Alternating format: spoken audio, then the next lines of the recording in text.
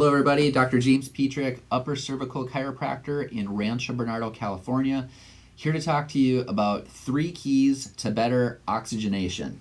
Oxygen is the number one piece of fuel that our cells need, and we're all going to be breathing all the time anyways, so why not learn how to get a little bit better at it? When we're intentional about our breathing for a while, just like learning to walk, it becomes that much more ingrained. So let's go ahead and get into it. 3 keys right now.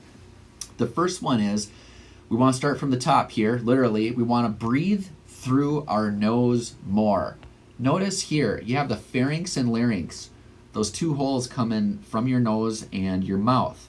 And the bigger hole is the pharynx or the nose. And so you really want to try to block off that mouth hole so that the air doesn't come down and around and somehow sort of get trapped in this area. It filters the air. You have all these little hairs going all the way back, and it filters the air. The second thing is it humidifies the air. It's already preconditioned by the time it gets down your trachea and into your lungs.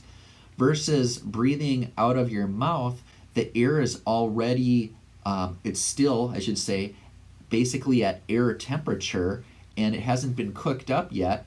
And even though you don't have temperature sensors in the lining of your trachea and your lungs, rest assured your body still does have to adapt and do its best to get that air heated up to body temperature. And it's all these, it's just one more thing that your body has to adapt to. We're already seem to be overly bombarded with semisonic stimuli.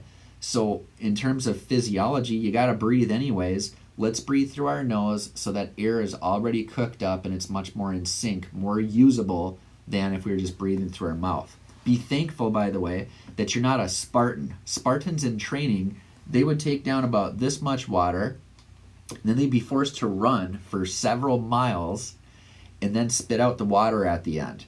And the reason for that is they had to learn how to breathe through their nose, to breathe deeply and use their bellies so that they could build up their oxygen reserves upon going into battle. They would have no idea how long their battles would last. So that brings us into the second topic. We want to use our bellies more. We want to belly breathe more. Well, why is that? You've probably heard of that. We've got to belly breathe. The reason is because of the alveoli, or oxygen receptor sites in your lungs, are located in the bottom 1/3 of your lungs. And so what that means is we want to use our diaphragm, that flat, underrated muscle. It's got a large surface area. It sits right underneath the lungs, and it goes down when we breathe in, and it goes up when we breathe out.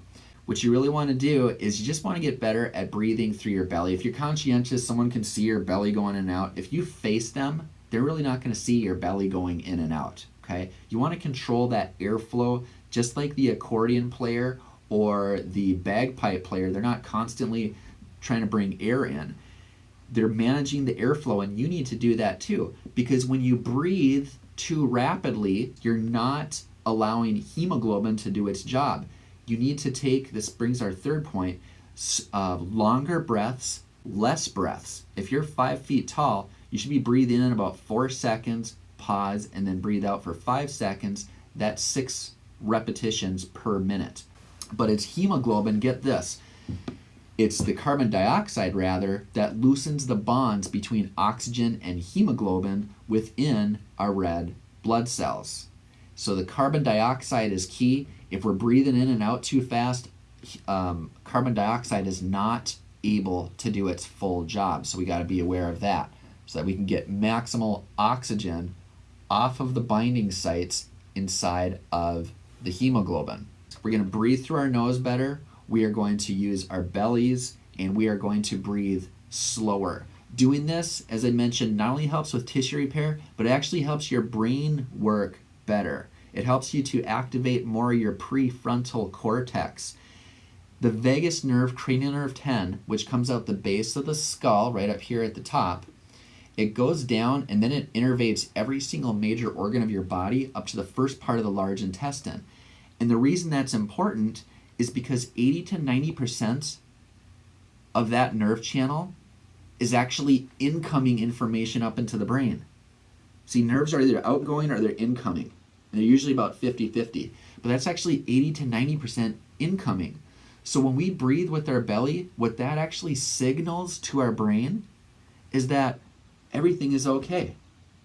The war is over.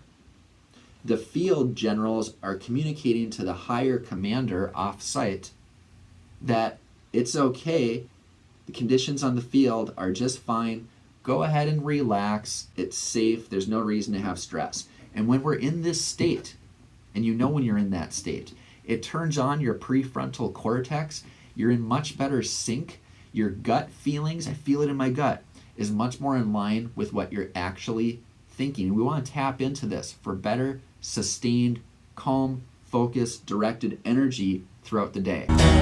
Carbon dioxide.